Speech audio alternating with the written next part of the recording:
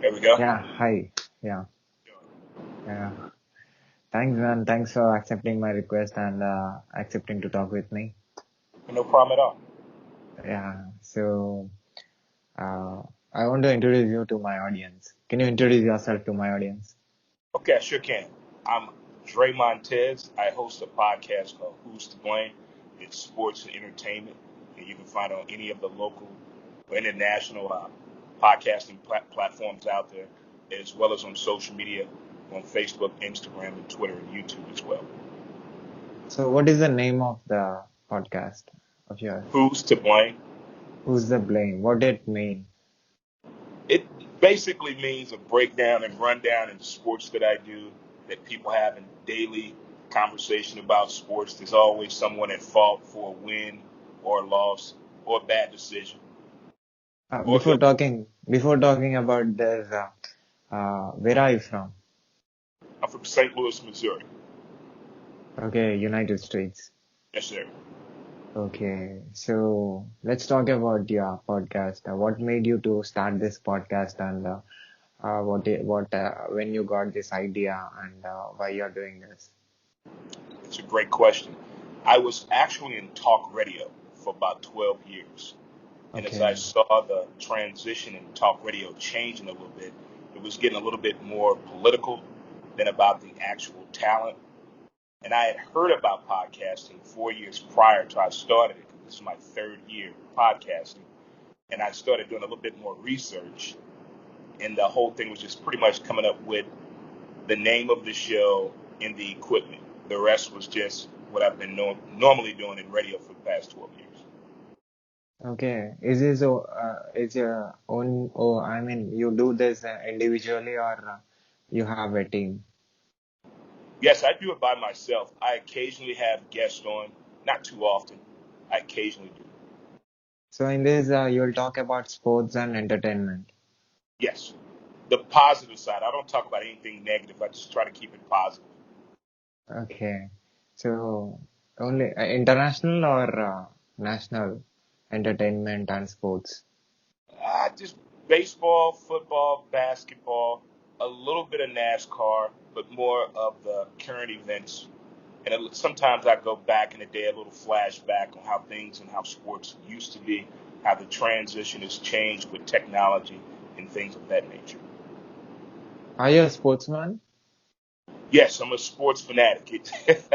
It's I played ball. I played competitive softball for 25 years.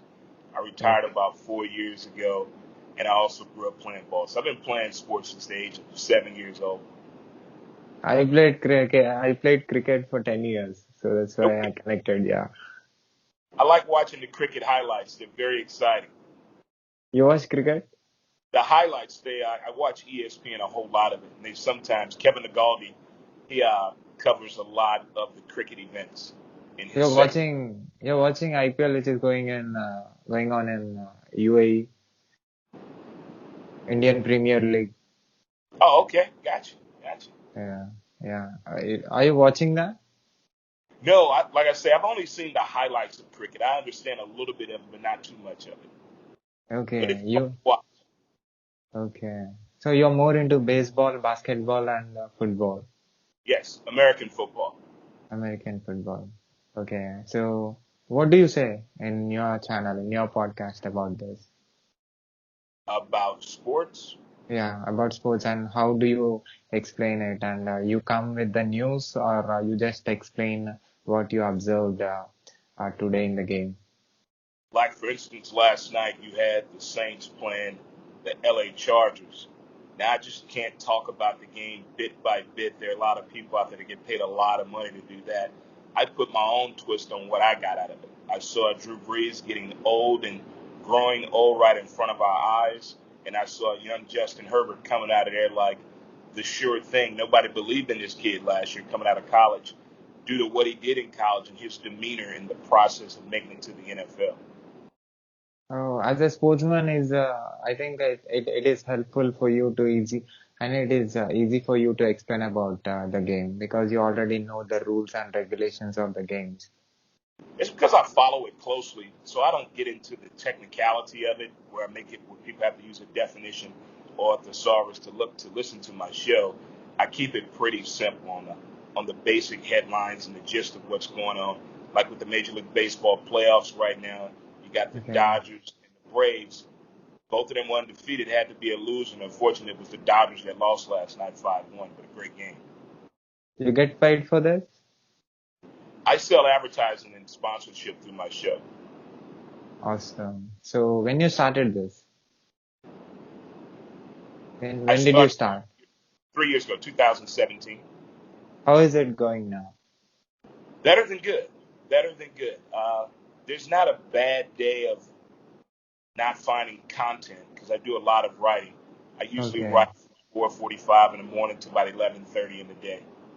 Okay. As a writer, I'm sure it will be very easy for you to, speak the content that you're collecting. Say that one more time. I mean, as a writer, it will be very easy for you to speak that you observed. I mean, about the content. Right, right. I do a lot of Because, research on it, and I do a little bit of a practice and sometimes a dry run. I don't do any editing of my show at all. I just record it as is.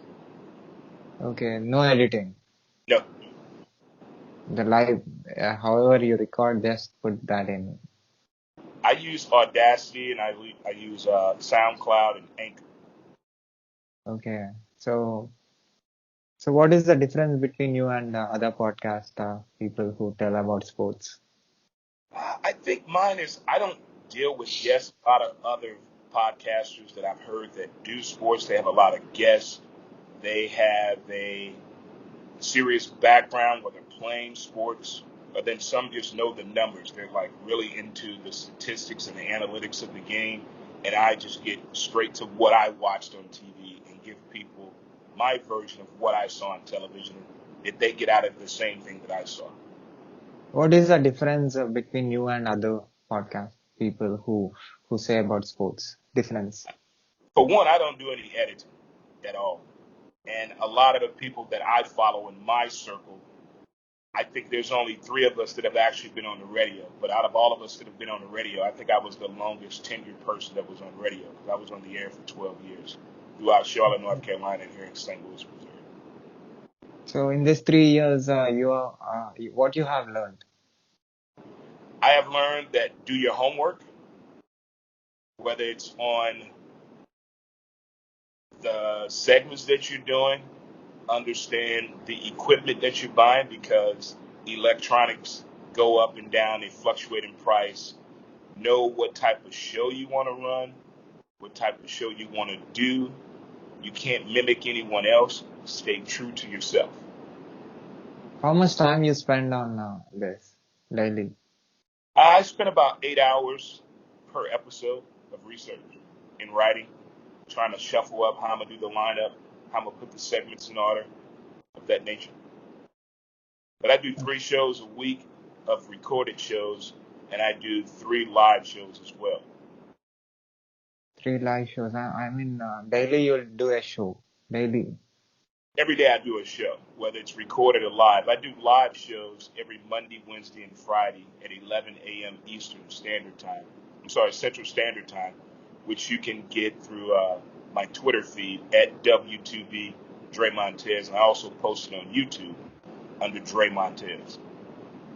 So have you met any sports who played for, who represented for the state or the country? Who I've met from another country that have played ball? Well, when the soccer team came here to St. Louis to play at Busch Stadium, that's like a huge thing, a good soccer background here in Missouri. We just got accepted to the MLS League. But our local college here, St. Louis University, has put out some international stars.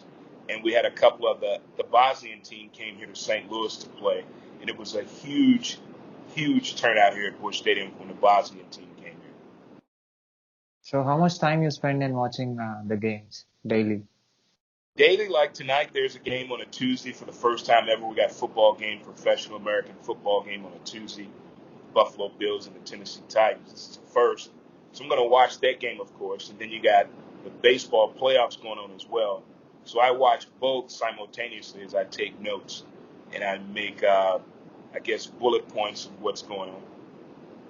How many people got connected with your perception? I mean, the way you see at the game. Say that again now. How many people got connected with your perception? I mean, the way you look at the game. I think a lot of people do it that way. It's just some people have a different way of explaining what they saw. It's just I've been this way my whole life. My mom and dad can tell that story about how I always talk back to the TV, whether it was watching cartoons or sports. I always had some type of a debate or rapport going on. So you didn't change that from years. You are saying. The only thing I changed was the delivery, because radio delivery is a little bit more pop, pop, pop, and podcast is a little bit more subdued. Because it's like more of a listening, easy, straight flowing pleasure. Because my show's only a half hour. When I first started podcasting, I was doing 2 hour shows, but now I just do a half hour show. Half an hour. Yes. So you have to speak only the bullet points. You have to take the only important points and you have to talk about it. Yes. And it is very important you to do proper research so that only the important points, which creates interest in the listeners you can speak. Exactly. Exactly. Because some people pay attention and they'll call you out on it. Hey, you got that wrong. That's not the right way to do that. So things of that nature. I mean, it's not always crisp at a 10% sometimes, but I get to the point. I get my point across, I do believe. So you already worked in a radio before. Yes. So that helped you for putting your own podcast. It helped me in several ways because I first sold advertising, selling air. That was my first experience. So I learned how to do that, and then speaking just came as a natural talent, speaking about my passion. And Okay. the ability to sell what you believe in is that added value to podcasting to me because I have the ability to sell my show. So what is the best compliment that you got in your entire life for your speaking? The best compliment I've ever had was someone telling me, "You sound very passionate about what you're doing." I love hearing the passion in your voice. That's what people tell me all the time. What is the reason for that passion? I think it's my upbringing, seeing my old man be so dedicated to his job. And then when he was off work, he was in his extracurricular activity, whether it was helping a buddy on a car or playing softball himself. So I kind of instilled all that. And then with that little Navy background in me, it all goes into play. You play sports? I retired. I retired 4 years ago. What is sports to you? It's everything. I mean, it's happiness, it's heartache, it's pain, it's excitement, it's joy, it's love, it's adoration. So you're not playing now. No, I just watch now. I have a condition called LHON. It stands for Leber's hereditary optical neuropathy. I'm legally blind, and this came Okay. across about 2 years ago. But you can't see. I can see, but not like the way I used to. I'm legally blind. I'm like 20 for 200 in both eyes. Okay, okay. It's a great thing. But you're making a lot of people to know about sports with your vocal cord. Yeah, and a lot of people also are teaching me as well. There are a lot of sports podcasters out there. Everyone has a different way they do it, whether they're just covering one team or a particular sport or covering it from all different angles. There's all kind of ways about the game of sports. Okay. So so legally you're not you cannot you are called as a blind. Yes, I'm legally blind. You can see me? I can see your outline. I can't make out your face. You can't see me. You can't see what color shirt I'm wearing and my It's hair kind of color. you got an orange shirt on.